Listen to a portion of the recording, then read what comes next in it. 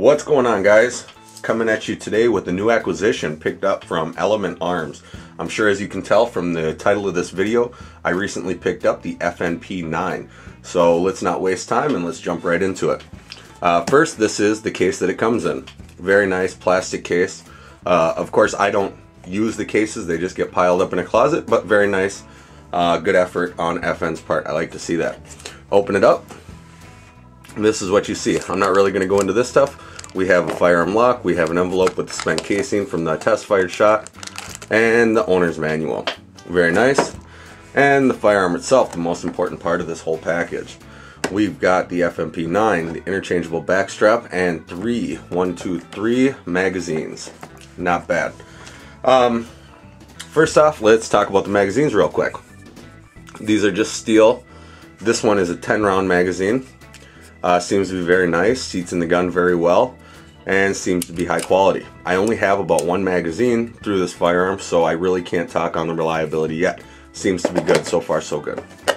Let's get right into the firearm. Pull the magazine out that's in it. Empty. Check it. Nothing in it. No magazine. Safety decocked. And the firearm is clear. Alright, let's go into ergonomics first and foremost. Actually, you know what? Let's back up a minute. Let's go through the specs. Obviously, since this is an FNP-9, it is chambered in 9mm, and as you can tell, it is single double action. It's got a twist rate in the barrel of 1 in 10, and it's a right-handed twist. It is a standard rifling in the barrel, so therefore you can shoot lead out of it, no problem. The barrel length is 4 inches, and if I'm not mistaken, it is cold hammer forged. Very good. The overall length of the firearm from front to back is 7.4 inches, and the overall height is 5.4 inches. So not bad at all. I would say it's very comparable to the Glock 23, which is what Glock calls their compact. We'll get into that though in a little bit. The width is going to be 1.55 inches. Doesn't seem like that when you look at it from the top. Excuse the fingerprints and the oil all over it. Doesn't look like that when you look at it from the top. However, it is a little bit wider. It's milled down in the slide, which kind of reminds me a lot of SIG. I'm sure you know what they look like, but they seem to do the same kind of milling on the slide. I think it's very attractive, but I think the widest point is going to be right here at the ambidextrous decocker. So the weight with an empty magazine is going to be 24.7 ounces, so also pretty lightweight, not too bad. The magazine capacities do come in 10 and 16. This is a 10-rounder, and these are also 10-rounders. We'll talk more about that in a minute because I do have a couple 16s. Alright, next we're going to go into some of the features on the firearm. Of course, as I already showed you, this is a decocker. Very nice, very convenient to have for any single double action pistol. The whole ergonomic setup of this pistol reminds me a lot of a SIG. A little bit backwards from a SIG, but still reminds me a lot of it. With the decocker right here and the slide release right here especially. The only difference is, of course, they are reversed on the SIG. You're going to have your decocker right here and your slide release back a little bit if I'm not mistaken. This is going to be your takedown lever, twist it to take it down, and your magazine release. I do have a little bit of a gripe on the magazine release. Not that I've had any issues actuating oops, sorry about the tripod. Not that I've had any issues actuating the magazine release. It is a little bit tougher, however, because it is recessed so much. Makes it very smooth, and I'm assuming it would be very hard to accidentally actuate it. But it is a little bit more of a pain in the ass to actually pull out your mag.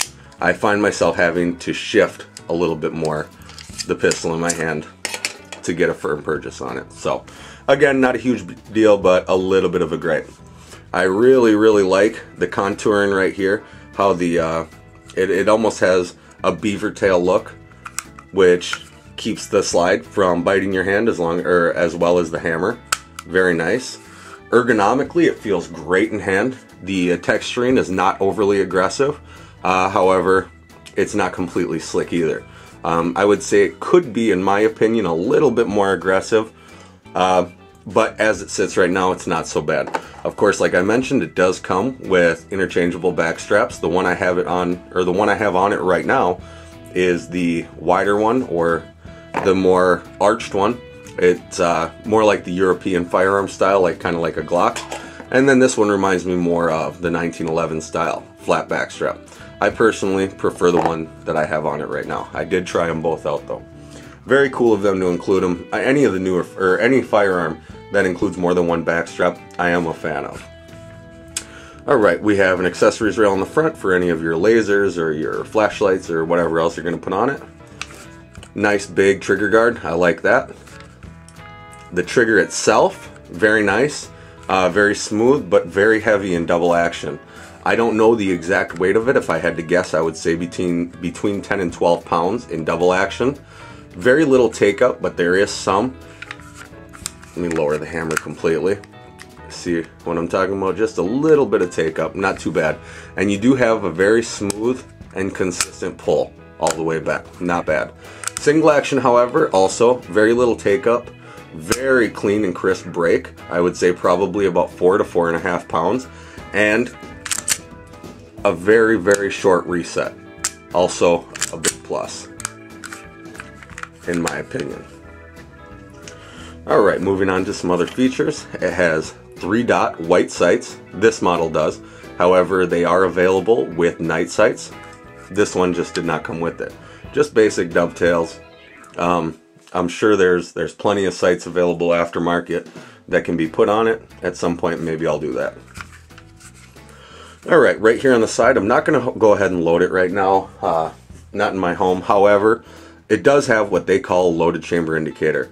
This is actually the extractor that protrudes slightly when a round is chambered. When I say slightly, I mean slightly. This thing only pops out a couple millimeters. Now, they did go ahead and paint the top of it red, which is visible when it's protruded, but barely. I mean, you can barely see this thing. So as far as a functional loaded chamber indicator, I would call it a fail. Not very good. Ambidextrous decocker. Very cool that they put it on there. It'd be very nice for the left-handed shooters. However, when I'm holding this in a battle grip and I decock the hammer, I get a little bit of a pinch right there on my index finger on my firing hand. It's a little bit of a nuisance. This is something that's able to be remedied though, however. Right in here on the inside, you could actually take a Dremel to it, cut it off, and there it is. It's not going to affect the performance at all, and it gets it out of your way. It might look a little bit goofy with this empty cutout right here, but not a big deal, at least for me. The magazine release is able to be switched over for left-handed shooters as well, so the magazine release is also capable of being ambidextrous. Very cool. Takedown is very simple. Lock back in a rearward position, flip this or turn this takedown switch, whatever it is, and let it go and guide it, and it comes right off. Very, very simple. Talk about the lower here real quick. As you can see, they do have steel slide rails, which is very nice. If I'm not mistaken, they actually used to incorporate polymer that were molded straight into the frame itself. So very nice that they upgraded to the steel for a little bit more lubrication and a little bit more longevity to the firearm itself. Very nice. Moving on to the slide. Very, very simple takedown. Your recoil spring, your guide rod is steel. Very nice. A lot of them seem to be going to polymer these days. And again, your 4-inch barrel. See if you can see down there. Very cool. So, takedown is a breeze.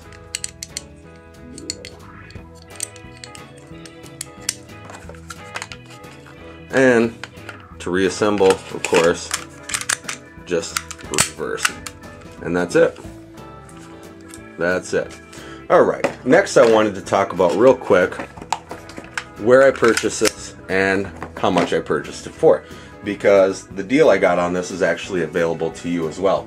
At least for now, the time of this video, which is November 15th, 2011. I got this firearm from Element Arms. I'm sure you guys have heard me talk about them enough.